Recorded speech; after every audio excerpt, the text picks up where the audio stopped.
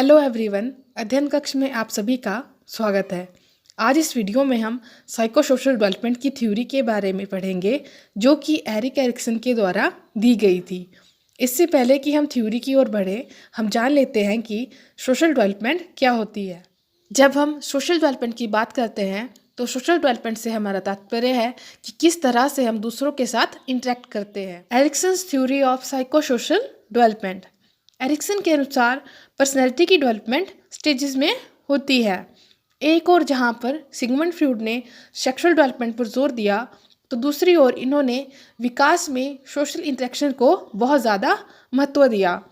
इस थ्योरी में total 8 stages हैं और हर एक स्टेज की सक्सेसफुल कंप्लीशन पर एक हेल्दी पर्सनैलिटी का निर्माण होता है।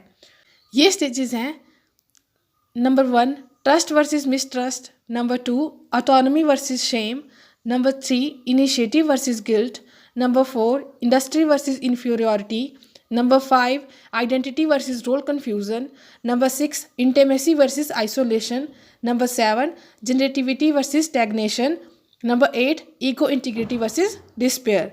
तो चलिए अब हम हर एक स्टेज के बारे में जान लेते हैं। फर्स्ट स्टेज है ट्रस्ट वर्सेस मिसट्रस्ट। इसमें बच्चा 0 से 1.5 वर्ष यानी इन्फेंसी स्टेज में होता है।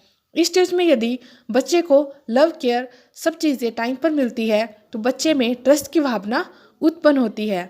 इस स्टेज का जो मेन टास्क है वो है फीडिंग। इस स्टेज में यदि बच्चे की नीड्स का ध्यान रखा जाएगा तो बच्चे में ट्रस्ट पैदा होगा, नहीं तो उसमें मिसट्रस्ट पैदा हो जाता है। नेक्स्ट है ऑटोनॉमी वर्सेस शेम। इस स्टेज में बच्चा 1.5 से 3 साल यानी अर्ली चाइल्डहुड की स्टेज में होता है। इस स्टेज का जो मेन टास्क है वो है टॉयलेट ट्रेनिंग। यदि बच्चों की टॉयलेट ट्रेनिंग ठीक से होगी तो वो ऑटोनॉमी को फील करेगा, नहीं तो वो एक शेम महसूस करता रहेगा। नेक्स्ट है इनिशिएटिव वर्सेस गिल्ट। इस स्टेज में बच्चा 3 से 6 साल यानी प्री स्कूल में होता है। इस स्टेज का जो मेन टास्क है वो है एक्सप्लोरेशन। क्योंकि अभी बच्चा प्री स्कूल में है तो वह नई नई चीज़ें एक्सप्लोर करता है, इसलिए उन्हें एक्सप्लोर करने देना चाहिए। यदि उन्हें रोकेंगे तो उनमें गिल्ट की भावना पैदा हो जाती है। हमारी नेक्स्ट स्टेज है इंडस्ट्री वर्सेस इन्फीरियरिटी। इस स्टेज में बच्चा 6 से 12 साल यानी स्कूल एज में होता है। इस स्टेज में बच्चा स्कूल जाता है तो स्पोर्ट्स, एकेडमिक और बहुत सी ऐसी गतिविधियों में कंपेटेंसी की भावना आती है। यदि ऐसा ना हो तो बच्चा इन्फीरियरिटी महसूस करता है।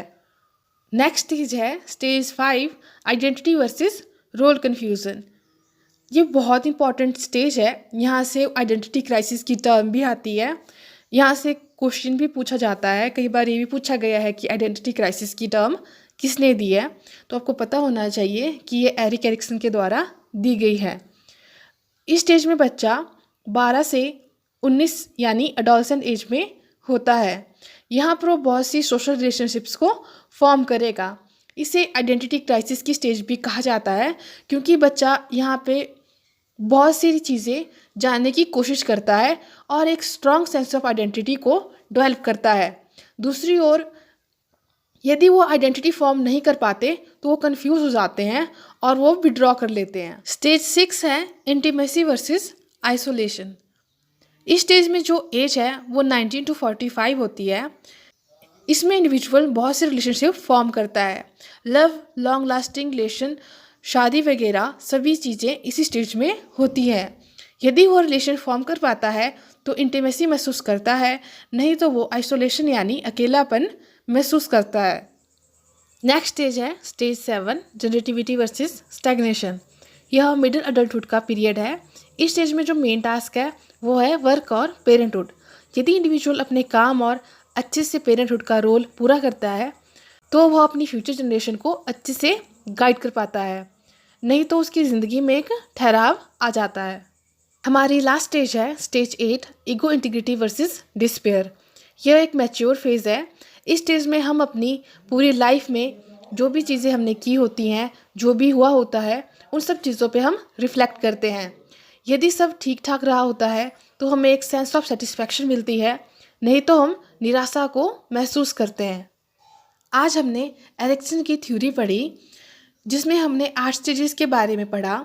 इसमें जो जो पहली 5 स्टेजेस है वो ज़्यादा इंपॉर्टेंट है, क्योंकि ज़्यादातर क्वेश्चन यहाँ से पूछे जाते हैं। आई होप कि आपको एरिक्सन की थ्योरी अच्छे से समझ आ गई होगी। यदि आपको कुछ डाउट है तो आप कमेंट करके पूछ सकते हो। Thank you.